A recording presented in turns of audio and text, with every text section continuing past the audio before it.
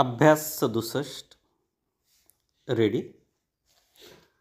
काल रात्री आम्ही सर्व मित्र सौभद्र नाटक बघण्यास गेलो होतो. नाटक फार सुंदर झाले. रंगमंच आमच्यापासून पुष्कळ दूर अंतरावर असला तरी सर्व पात्रांची भाषणे व गाणी चांगली ऐकू आली. मात्र त्यांचे चेहरे स्पष्ट दिसत नव्हते. सुभद्रेचे पात्र आम्हाला काहीसे विचित्र दिसले. आजकालच्या तरुणांना या नाटकात गाण्याचे अवडंबर फार आहे असे वाटते. परंतु मला तरी असे वाटते की या नाटकातील गाणी निरंतर आनंद देणारी आहेत. कालच्या नाटकात नाट्यक्षेत्रातील अनेक धुरंधर नटांनी भूमिका केल्या होत्या. ते कसलेले नट असल्यामुळे त्यांनी आपल्या भूमिका खंबीरपणे वठवल्या. अर्थात जे छिद्रान्वेषी लोक आहेत ते त्यांच्या कामामध्ये काही दोष काढणारच.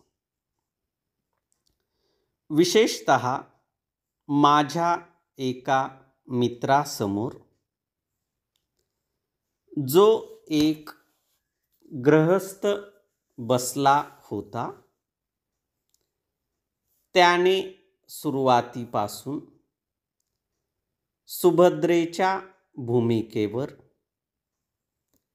आपले टीकास्त्र सोडले होते. नाटक सुरू असताना अशी टीका करणे योग्य नाही असे मी त्याला सांगणार होतो. परंतु मी बोलणार तोच माझ्या शेजारी जे एक फौजदार बसले होते त्यांनी त्याला फटकावले. त्याचे नशीब सिकंदर म्हणून थोडक्यात निभावले. नाहीतर ते त्याला मारणारच होते आणि मग मात्र एकंदर परिस्थिती फार गंभीर झाली असती. हा एवढा प्रकार सोडला तर बाकीचे नाटक बघण्यात आमचा वेळ फारच मजेत गेला. नाटक फार उशिरा संपले, परंतु आम्हाला घरी जाण्यास उशीर होणार हे आम्ही जाणून होतो. अभ्यास 68. माझे मित्र श्री दामोदर जामदार यांनी गेले सुमारे 2 तास आपल्या समोर असलेल्या विषयावर कंबर कसून टीका केली आहे. त्यांचे काही आरोप फारच गंभीर आहेत, पण त्यांनी विदर्भातील परिस्थितीचे चित्र फारच सुंदर रेखाटले आहे. त्यांचे टीका करण्याचे तंत्र एका विशिष्ट प्रकारचे आहे, हे मी नम्रपणे आपल्या निदर्शनास आणू इच्छितो. त्यांची व माझी मैत्री फार जुनी आहे, म्हणून मी मात्र त्यांच्यावर टीका करणार नाही किंवा त्यांच्या टीकेच्या खोलात जाणार नाही.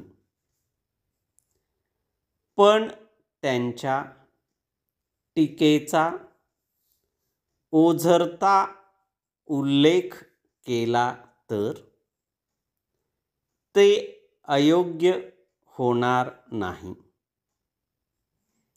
विदर्भात यावर्षी कोणत्या योजना हाती घेण्यात येणार आहेत, असे त्यांनी विचारले. मी या बाबतीत सुद्धा जास्त बोलणार नाही. मी फक्त त्यांचे लक्ष माझ्या भाषणाच्या पान 2 कडे वेधणार आहे. तेथे या योजना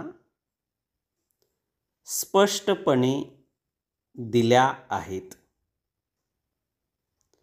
या विषयावर टीका करताना आपली वृत्ती छिद्रान्वेषी नसावी.